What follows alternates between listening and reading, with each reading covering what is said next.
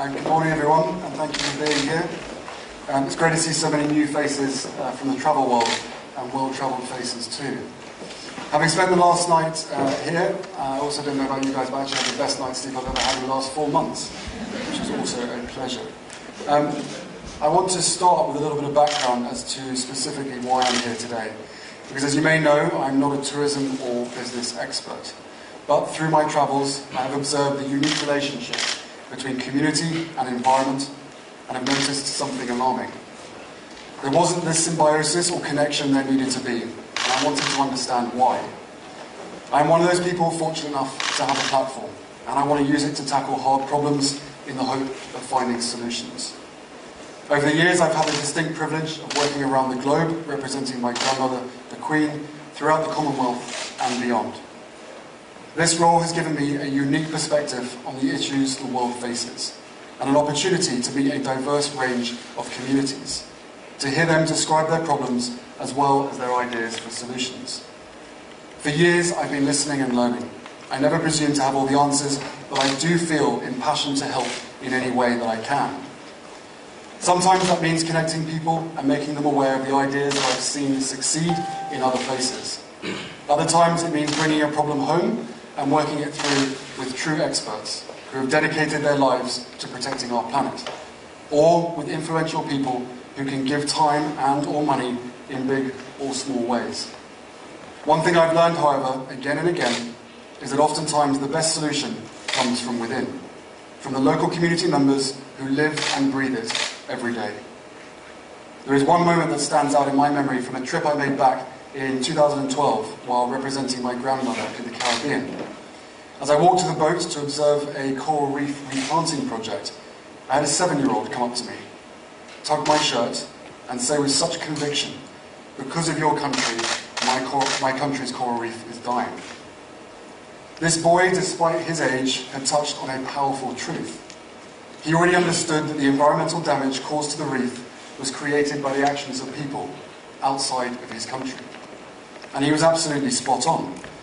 His words deeply affected me because they revealed the full impact outsiders can have on a community without even realizing it. At the time, his comment did not register as tourism related, but it did make me want to understand better the relationship between those of us that travel and the places that we visit.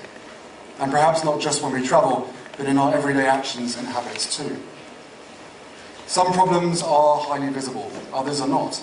The latter are perhaps even more damaging as out of sight, out of mind creeps in. As travellers, we often don't see the long-term impact we have on a destination, unless perhaps we revisit the same areas regularly.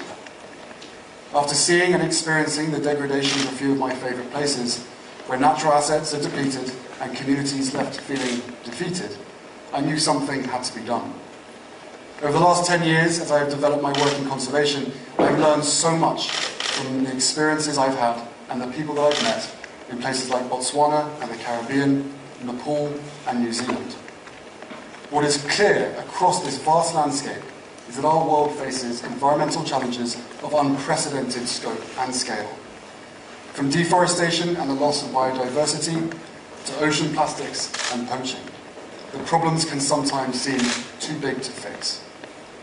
These human-caused challenges often need a giant system shift to make a significant enough impact, and that is what this partnership is here to try and do. But just because it is such a massive undertaking doesn't mean we can't all play our part.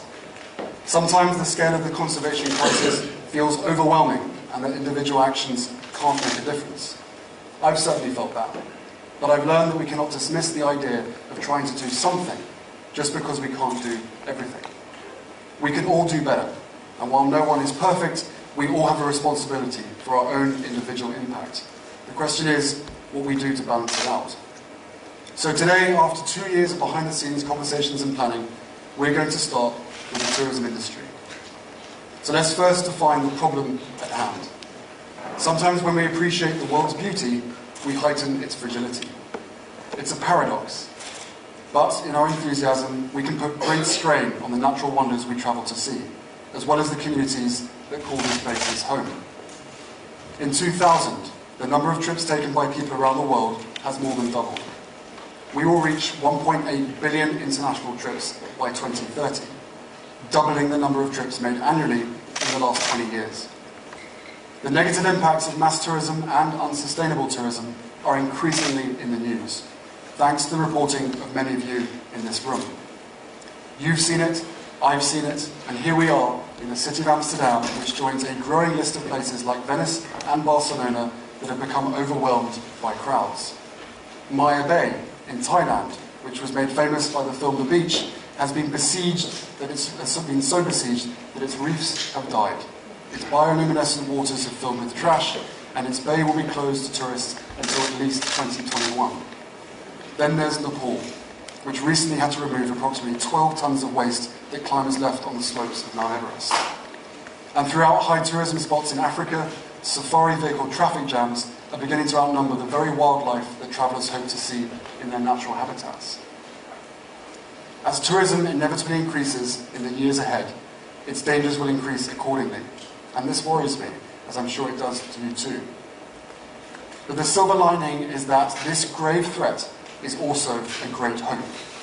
We have the opportunity to address this tourism paradox and turn one of the world's biggest problems into one of its greatest solutions. Tourism can be a source of opportunity for communities that might not otherwise find it.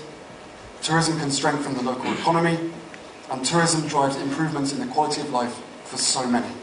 In some cases, it is all they have.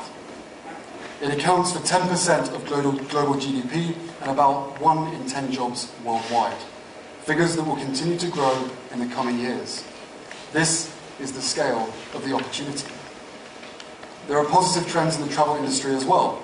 7 in 10 travellers say they want more sustainable travel options. A wide majority say that they want their money spent on travel to positively impact local communities. And these are more than just personal preferences, they're global trends. It's estimated that by 2023, the global sustainable tourism market will grow by about $340 billion. People are speaking up. They want to see the world, but they also want to know that with all the good that they take home, souvenirs, memories, photos, that they leave just as much good behind. They want a paradigm shift, and I believe one is coming. I believe we can, and we must, find new ways to minimise the dangers and maximise the opportunities of tourism.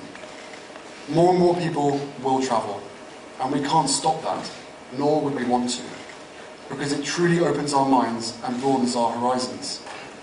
We seek to appreciate what is different, and to find what connects us.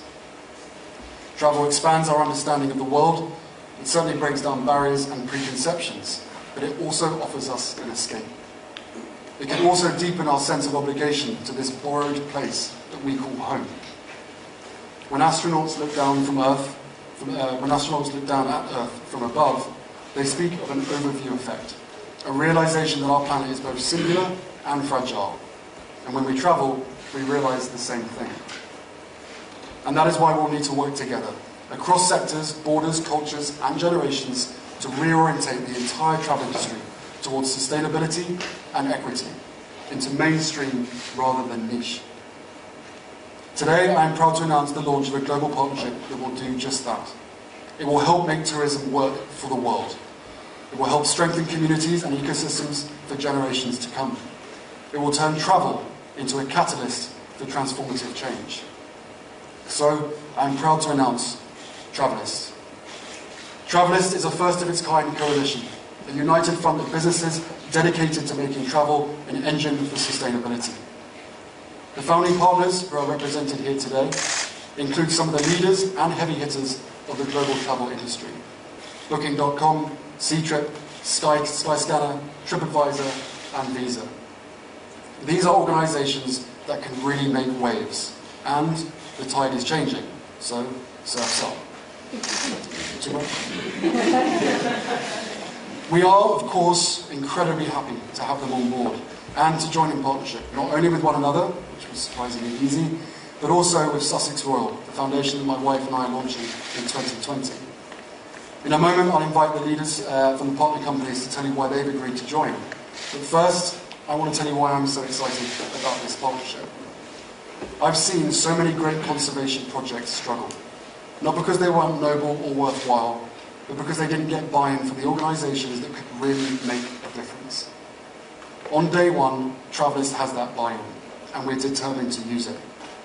Over the next few years, these companies have committed to using their global role to drive systemic change. These companies have direct relationships with millions of travellers and businesses, and deep connections with countless communities. Leveraging their position at the centre of travellers, operators and consumers, they are perfectly placed to help make the travel industry vastly more sustainable for all of us. But we're not just going to use that institutional buy-in, we're going to use it right. As we know, there is no one-size-fits-all solution to the environmental challenges facing our world. Every community, of course, is different. Different in geography, geology and ecology.